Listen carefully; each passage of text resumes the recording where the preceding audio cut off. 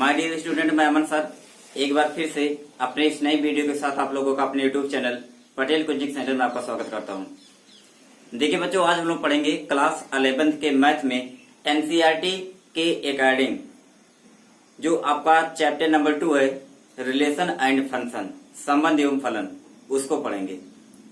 ये चैप्टर बहुत ही महत्वपूर्ण है क्योंकि कार्तीय गुणनफल, कार्टेशियन प्रोडक्ट ऑफ सेट्स, समुच्चयों का कार्तीय गुणनफल क्या होता है। तो देखिए, कहा जाएगा कि यदि ए और बी कोई दो समुच्चय हो, यदि कैपिटल ए तथा कैपिटल बी कोई दो समुच्चय हो तथा स्मॉल ए जो है वो सेट ए का एलिमेंट हो और स्मॉल बी सेट बी का एलिमेंट हो, तो सभी कर्मित युग्मों ए कामा बी से बने समुच्चयों को ए और बी का हम क्या कहते हैं, कार्तीय गुणनफल कहा जाता है। इसे ए गुणे बी के रूप में लिखा जाता है तथा इसे ए क्रॉस बी पढ़ा जाता है।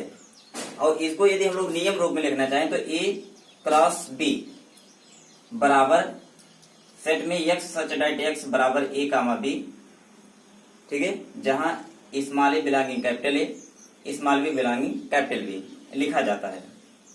तो क्या कहेंगे कि समुच्चयों का कार्तीय गुणनफल क्या होता है। तो कहेंगे कि यदि कैपिटल ए तथा कैपिटल बी कोई दो समुच्चय हो तथा स्मॉल ए और स्मॉल ए समुच्चय ए का एलिमेंट हो तथा स्मॉल बी समुच्चय बी का एलिमेंट हो, तो सभी कर्मित युग्मों ए कामा बी से बने समुच्चयों को ए और बी का कार्तीय गुणनफल कहा जाता है। क्लियर है। तो कहेंगे यदि कैपिटल ए और कैपिटल बी, यदि कैपिटल ए और कैपिटल बी कोई दो समुच्चय हो तथा स्मॉल ए समुच्चय ए का एलिमेंट हो और स्मॉल बी समुच्चय बी का एलिमेंट हो, तो सभी कर्मित युग्मों ए कामा बी से बने समुच्चयों को ए और बी का हम क्या कहते हैं, कार्तीय गुणनफल कहते हैं। ठीक है, से बने सभी कर्मित युग्मों ए कामा बी, तो सभी कर्मित युग्मों ए कामा बी से बने समुच्चयों को क्या कहते हैं, ए और बी का कार्तीय गुणनफल कहते हैं। ठीक है, इसे ए क्रॉस बी, इसे लिखा कैसे जाता है, ये देखो लिखा गया है ए, ये जो आप बीच में गुणे का निशान है तो ए गुणे बी, तो इसको पढ़ते हैं लेकिन ए क्रॉस बी, ए क्रॉस बी। और अगर इसको नियम रूप में लिखना चाहेंगे तो सेट के अंदर में एक्स सच दैट एक्स बराबर ए comma B comma A belonging capital A और small B belonging capital B लिखा जाता है। ठीक है, तो अभी अपने कॉपी में हेडिंग डाले समुच्चयों का कार्तीय गुणनफल, समुच्चयों का कार्तीय गुणनफल। तो इसमें लिखेंगे यदि कैपिटल ए तथा कैपिटल बी, यदि कैपिटल ए तथा कैपिटल बी कोई दो समुच्चय हो तथा स्मॉल ए सेट ए का एलिमेंट हो और स्मॉल बी सेट बी का एलिमेंट हो, तो कर्मित युग्मों ए कामा बी से बने समुच्चयों को, तो कर्मित युग्मों स्मॉल ए कामा स्मॉल बी बने से बने युग्मों को हम क्या कहते हैं, ए और बी का कार्तीय गुणनफल कहते हैं। इसे ए गुणे बी लिखा जाता है तथा इसे ए क्रॉस बी पढ़ा जाता है। ठीक है, फिर लिखेंगे इसे नियम रूप में ए गुणे बी बराबर इस प्रकार से लिख सकते हैं। ठीक है, ये समुच्चय निरूपण की विधियां दो बताई गई थी ना, तो वही है, एक रोस्टर विधि, एक आपका नियम विधि। तो परिभाषा भी लिख लो, यदि कैपिटल ए तथा कैपिटल बी कोई दो समुच्चय है तथा small a belonging capital A small B belonging capital B, तो सभी कर्मित युग्मों ए कामा बी से बने समुच्चयों को ए तथा बी का कार्तीय गुणनफल कहा जाता है। इसे ए गुणे बी के रूप में लिखा जाता है तथा इसे ए क्रॉस बी पढ़ा जाता है। इसे नियम रूप में ए गुणे बी या ए क्रॉस बी बराबर एक्स सच दैट एक्स बराबर ए कामा बी, जहां A belonging capital A small B belonging capital B लिखा जाता है।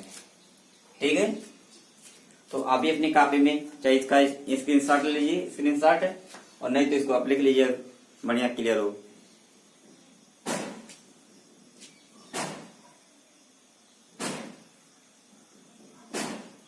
तो हो गया आपका, यदि जो समुच्चयों का कार्तीय गुणनफल होता है उस पर कुछ एग्जांपल करते हैं हम लोग।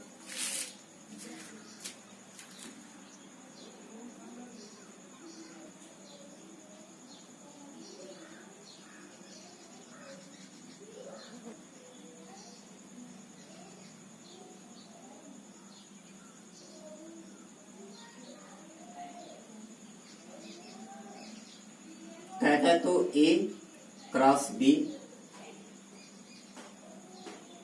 और B cross A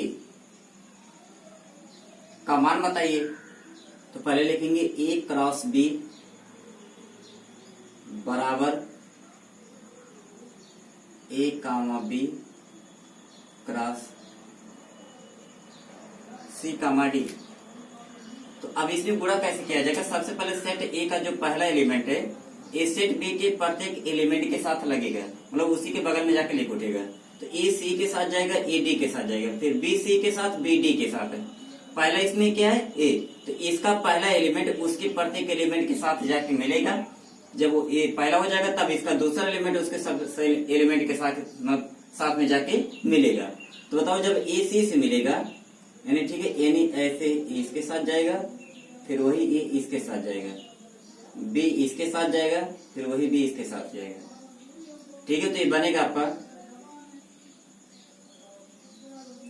A comma C, A comma D, फिर इसके बाद बी कामा सी और बी कामा डी। अब ऐसे यदि आपको बी क्रॉस ए निकालना हो तो पहले बी वाला लिखिए, C comma D cross A comma B. तो ये बराबर हो जाएगा, पहले सी वाला चलिए, सी कामा ए, फिर सी कामा बी, फिर डी कामा ए, फिर आपका डी कामा बी। ठीक है, तो ऐसे आपका होता है कि अगर दो समुच्चय दिए रहेंगे उनका कार्टेशियन प्रोडक्ट पूछा जाएगा, कार्तीय गुणनफल निकालना होगा, तो हम लोग क्या करेंगे? पहली बार जो पहला सेट होगा उसे लिखेंगे, फिर दूसरा सेट जो होगा उसे लिखेंगे, फिर पहले सेट का पहला एलिमेंट सबके साथ कर्मित युग्म के रूप में जाता है, फिर दूसरा जो है ए सबके साथ कर्मित युग्म के साथ जाएगा। तो पहले ए सी के साथ ए कामा सी, फिर ए डी के साथ ए कामा डी। अब ए वाला हो गया, अब बी सी के साथ बी कामा सी, बी डी के साथ बी कामा डी।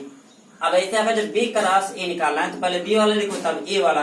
अब इसे इसका पहला एलिमेंट सी है तो सी जो है इसके दोनों के साथ जाएगा, तब सी कामा ए, सी कामा बी, फिर डी कामा ए, डी कामा बी।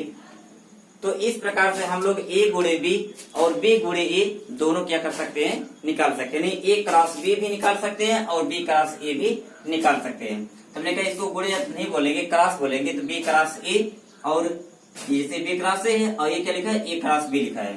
तो इस प्रकार से यदि दो सेटों का कार्टेशियन प्रोडक्ट पूछा जाएगा तो हम लोग निकाल सकते हैं। कोई दिक्कत? क्लियर ना? तो अब देखिए हम लोग बहुत ही अच्छा एग्जांपल लेते हैं।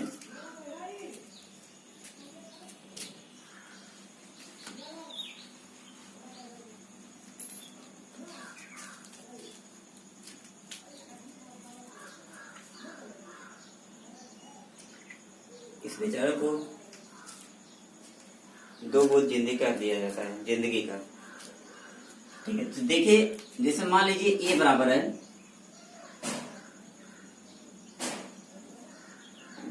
1,2, तो कहता है कि ए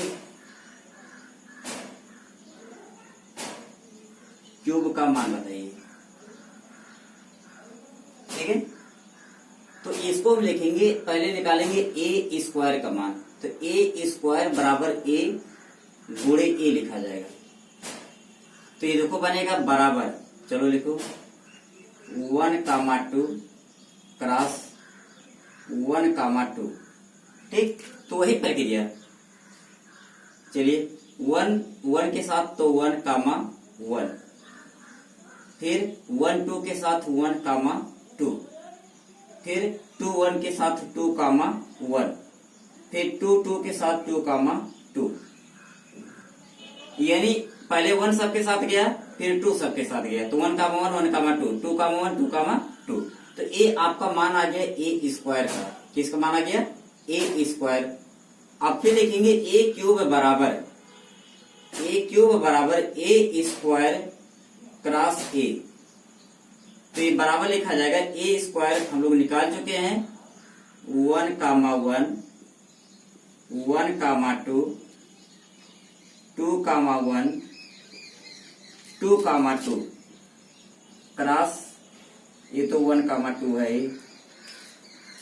अब चलिए, तो ये जो इसका पहला जो लिखा है 1 का 1, यानी ये जो सबके साथ पहले जाएगा यहाँ पर, तो ये बनेगा देखिए 1, 1, फिर 1, 1, 2, ये पहला वाला हो गया। अब चलिए दूसरा सब दोनों के साथ, तो 1, 2, 1, फिर 1, 2, 2, ये दूसरा हो गया। अब चलिए तीसरा वाला दोनों के साथ, तो ये आपका है 2, 1, 1, फिर 2, 1, 2।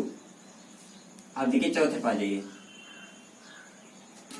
तो 2, 2, 1, 2, 2, 1, फिर 2, 2, 2। ठीक है, तो ये आप आ गए ए क्यूब का मान। किसका मान आ गया? ए क्यूब। मतलब कि हमें ए दिया था सेट ए क्यूब का मान पूछा जा रहा था, तो पहले आप निकालिए ए स्क्वायर यानी ए क्रॉस ए का मान।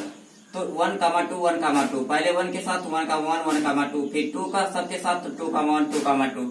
अब ए क्यूब को लिखेंगे ए स्क्वायर क्रॉस ए, तो ए स्क्वायर का मान इतना निकाला गया है और ए का मान इतना है।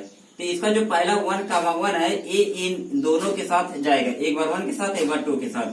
तो 1, 1, 1, 1, 1, 2, तो 1, 1, 1, 2। फिर अब पहला हो गया, दूसरा करो और थोड़ा सा ध्यान दीजिए, आप इसे इंडिकेट करते चलेंगे जिससे पता चले हाँ इसका काम हो गया, इधर चल रहे हैं।